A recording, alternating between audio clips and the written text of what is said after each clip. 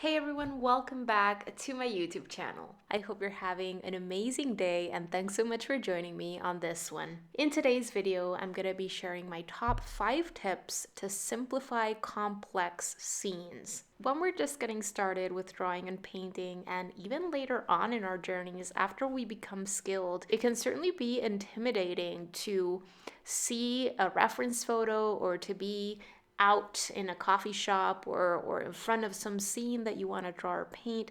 You can feel intimidated with everything that's going on and all the different elements in the scene, that we get overwhelmed and we shy away from drawing and painting something like this, even though we really want to. In my opinion, being able to simplify things that we're looking at and being able to break things down so that we're able to, in a practical way, build things back up from scratch and create compositions that have ourselves in them, be able to take things out that are not adding to the composition and simultaneously bring things in if we feel that it would make things more interesting. All of these skills are super essential for artists to have. Artist Hans Hofmann has this great quote on simplifying, and I want to share it with you.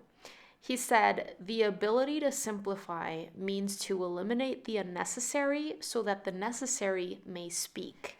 And I think that this is very important to have in mind as artists when we are designing a new composition that we're going to be drawing or painting, because creating a successful, a visually pleasing composition that is able to communicate a message, narrative, story, idea, or mood comes down to making choices, comes down to choosing a focal point, comes down to bringing in our artistic license, emphasize what truly matters, and simplify the message for the viewer of the piece. Because otherwise, if we give everything equal importance and we just take a reference photo or whatever it is that we have in front of us in real life and try to replicate what we see exactly how we see it, we can run the risk of overwhelming the viewer with so much detail, with so much stuff, and completely failing at communicating the message, mood, or whatever it is that we're trying to communicate.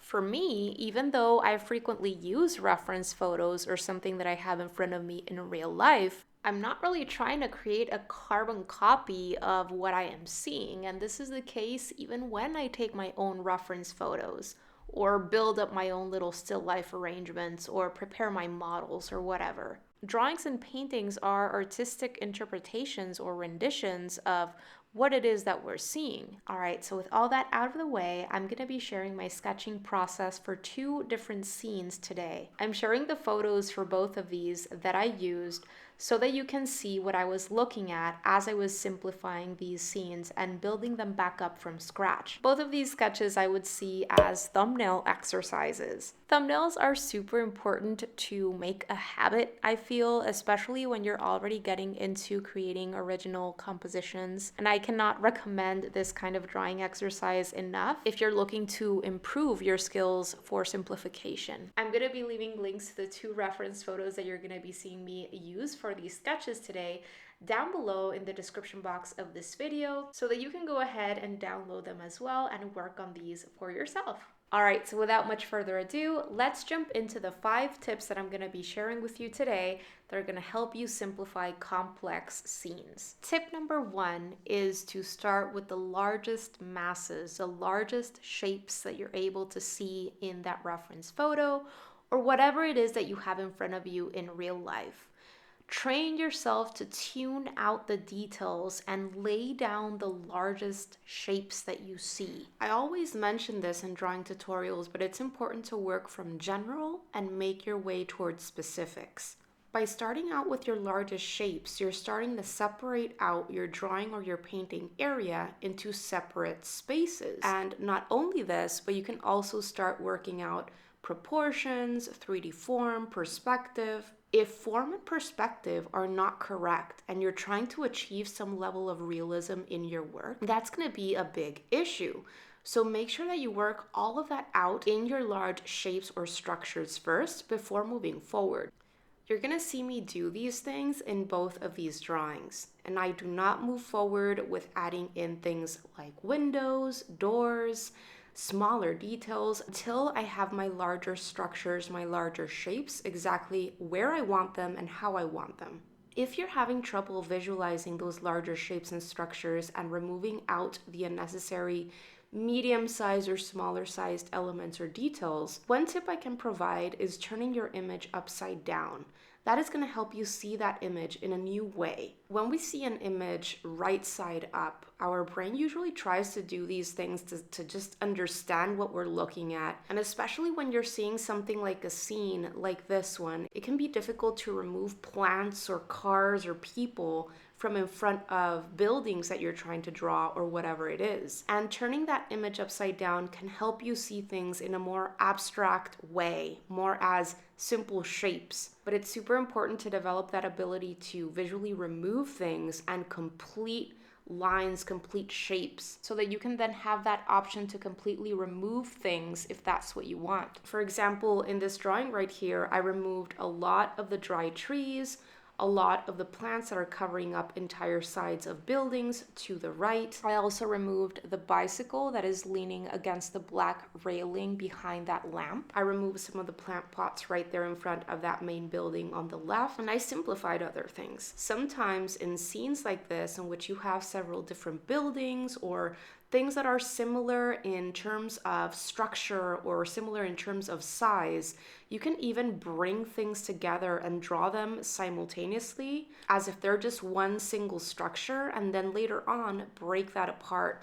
Moving on to tip number 2, and this is something that I mentioned in a past video that I shared that I titled How to Draw Anything You Want. I would highly recommend checking that one out if you haven't already. I'm going to make sure to link to it down below in the description box in case you'd like to go and check it out. But something that I mentioned in that video, which is hugely important if you want to be able to draw whatever you want, is you have to learn about essential fundamentals such as 3D form, perspective, and light behavior. The reason why I was able to draw these little scenes relatively quickly and get that sense of perspective and depth and 3D form, especially in the buildings, right, is because I know about art fundamentals and because I often take time in my own practice to do studies that are going to help me increase my knowledge and my skill with all of these different fundamentals. In the beginning of my journey, and still to the day, I make it a point to practice drawing simple rectangular prisms, cubes, cylinders,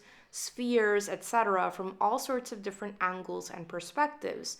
And today, it's easy for me to visualize anything that I'm trying to draw or paint as simple three-dimensional structures or forms, or combinations of simple three-dimensional structures or forms. Practicing these things is essential for beginners, in my opinion, and understanding about perspective, practicing with the 1, the 2, and the 3-point perspective grids so that we're really able to understand how our vantage point in relation to the scene changes the way that we see things, how much of different planes of those objects we're able to see, how they get distorted due to foreshortening, and all that kind of stuff. Composition design is also an essential art fundamental to start learning about. If you want to get to a point at which you're creating balanced, visually pleasing compositions that are able to communicate a message, idea, mood, or story that look harmonious and cohesive, all of that has to do with composition. And by understanding composition, that will also help you make those choices in terms of what to remove and when to bring something in. How to effectively place those different elements in your drawing or painting area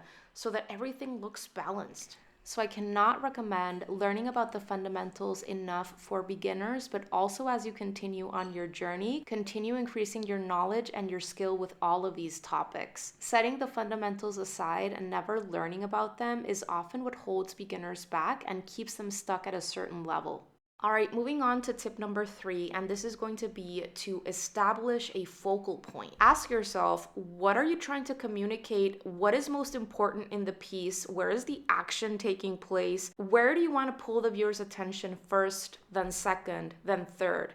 It's all about establishing that visual hierarchy. And this also has to do with composition. Because again, if everything has equal importance, then the viewer is not going to know what to look at. Remember that it's all about taking the viewer through a visual journey. And so you have to make those decisions in terms of what you're going to be providing a heavier visual weight to, And that can be done in a variety of different ways, using contrast when it comes to value and color, scale or size, or simply developing a greater amount of detail and sharpness into focal point areas and leaving other things with minimal detail or blurred out, and consciously, mindfully, strategically make those choices that are going to help the viewer's eyes go straight to where you want them. This creates depth, impact, and balance in a piece. Also remember that both positive and negative spaces are equally important in a visual composition.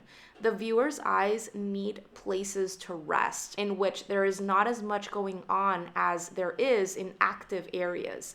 Moving on to tip number 4, and this one is to unfocus your eyes or squint when you're looking at your reference photo, and this will help you leave out unnecessary detail. Also, by squinting your eyes when you're looking at that reference photo or what you have in front of you in real life, this can also help you merge certain sections or shapes together. Shapes that are similar in value, whether they are shapes that are in shadows or in light areas. This will help you simplify everything, create those initial washes, those initial value shapes, and later on you can separate those out. This can really help you speed things up. All right, moving on to the final tip, and this is going to be to strategically remove elements that are not adding to the composition or bring things in if you feel that they're going to make something look more interesting or simply help you add points of interest or help you communicate the message, mood, idea, or story a little bit better. So in the first drawing, I mentioned how I removed the bike, I removed lots of the dry trees that I felt weren't really adding anything to the composition, and I removed other things here and there. In the second one, you're gonna see me actually bring figures in, walking figures that are going to be sprinkled throughout those sidewalks. At the end, by adding in all these little walking figures on the sidewalks, there is going to be a lot more movement and more of a dynamic feel in this second drawing. Oftentimes, something that I do when I'm going to be creating a painting is I change the color of certain things. Maybe the sky is super gloomy or gray or cloudy, and I decide to actually make it like a beautiful sunset to make it a cheerier piece. All of those are artistic choices that help me transmit the message or mood that I'm trying to transmit with the piece. Something that I also like asking myself that helps me decide on whether to keep something in the piece or remove it is I ask myself whether this thing is going to confuse the viewer in some way, or if it retracts from the interest or the beauty of especially the main subject or object. So let's just say that there is some lamppost off the picture that is creating a weird shadow shape on the wall of a building or something like that, that is very distracting or very stark looking, and the viewer wouldn't even know what is creating that shadow because the lamppost or whatever it is outside of the picture. I would definitely consider removing that shadow. Or if there are way too many posts or electricity wires that are covering up other things, then I would definitely consider removing that. All right, so that is it in terms of my 5 tips that I wanted to share with you today. I do want to share a last bonus tip, and this one is to lay down straight lines for yourself, whether they are verticals or horizontals or slanted lines, to help you with alignments, to help you decipher angles. Just as an example, when I was drawing the windows for these buildings, I created long lines that would allow me to then go ahead and draw in the windows in a believable perspective and in a way that they looked aligned at the end. So always help yourself with lines. Just make sure that you're drawing them in lightly so that you can then erase them, or so that they're simply not very visible at the end. All right, you guys, that is going to do it for today's tips video. I really hope that you enjoyed it. I hope that you found it helpful, and I hope that you're able to give scene thumbnail exercises a go for yourself. They're so helpful. If you give either of these drawings a go or anything else, make sure to share your work over at the community tab here on Patreon. The community tab is a special place where all Patreon community members can easily post their work, share their thoughts, share their struggles and their wins, ask questions, and we can all help each other and encourage each other to keep going. You can also join my free Facebook group. It's called Art in Harmony, and it's full of over 1,700 super positive and super encouraging and engaged artists of all different kinds of levels and mediums who are in there helping each other out every single day. This is a closed community that is only available for my art email insiders that I monitor myself. I'm going to make sure to leave a link to my free Facebook group down below in the text section of this post in case you'd like to send me a request to join, and I'll let you in as soon as I can. If you're not on Facebook but you're on Instagram, feel free to share over there as well. Just make sure to tag me so that I can see your work and cheer you on. If you have any comments or questions on this tutorial, on the supplies that I'm using, or anything else, there is also always a comment section down below each and every single post that I share here on Patreon. So feel free to leave your comments or questions in there. There is also this cute little heart icon in every single post that I share that you can click on so that I know that you guys like this one and what to do more of. And finally, if you'd like to reach out to me personally, it's super easy to do. You can reach out via a private Patreon message, or feel free to reach out via email. You can find me at hello@ericalancaster.com, and I'll do my very best to get back to you as soon as I can. Thank you so much for checking this one out. I wish you a beautiful rest of the day and tons of enjoyment as you move forward in your art journey, and see you very soon. Bye guys!